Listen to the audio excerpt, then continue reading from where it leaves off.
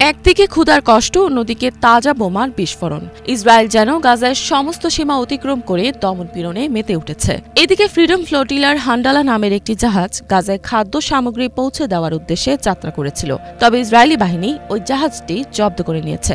জাহাজে থাকা 12টি দেশের 21 জনকে আটক করা হয়। এই জাহাজটি গাজায় আরোপিত অবরোধ ভাঙার চেষ্টা করছিল।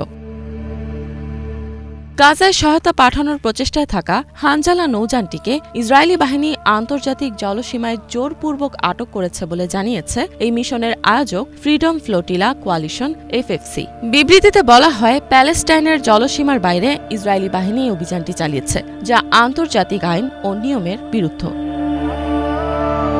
বিবৃতিতে তারা আরও জানায়, ইসরায়েলি বাহিনীর রাতের সময় জাহাজের ক্যামেরাগুলো বন্ধ করার পর থেকে হান্ডালার সঙ্গে তাদের সব রকম যোগাযোগ সম্পূর্ণভাবে বিচ্ছিন্ন হয়ে গেছে। জাহাজটি গাজায় ক্ষুধার্ত ফিলিস্তিনিদের জন্য মানবিক সাহায্য নিয়ে যাচ্ছিল।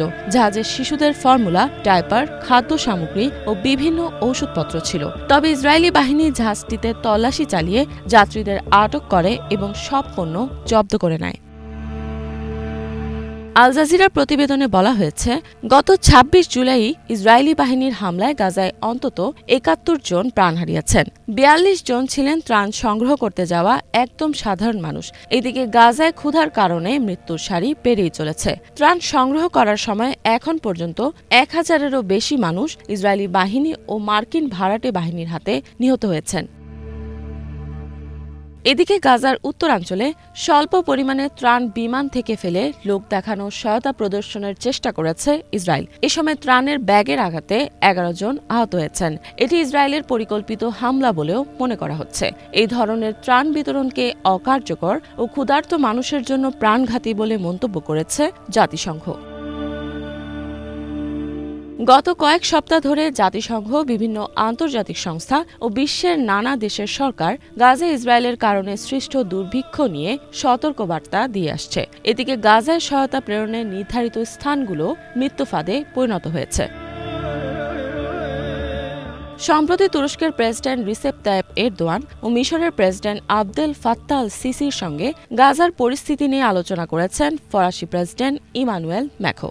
সিসির সঙ্গে আলাপচারিতায় তিনি বলেন, তারা কখনোই এটি মেনে নিতে পারবেন না যে অসংখ্য মানুষ, বিশেষ করে শিশুদের বড় একটি অংশ অনাহারে মারা যাচ্ছে। এর আগে ফিলিস্তিনকে একটি স্বাধীন রাষ্ট্র হিসেবে স্বীকৃতি দেওয়া হবে বলে ঘোষণা দিয়েছে ফ্রান্স। এই সিদ্ধান্তের পর ফ্রান্স জাতিসংঘের ১৯৩টি সদস্য দেশের ভেতর ১৪২টি দেশের সঙ্গে একমত হবে, যারা ইতোমধ্যে ফিলিস্তিনকে রাষ্ট্র হিসেবে স্বীকৃতি প্রদান করেছে বা সেরকম পরিকল্পনা করছে।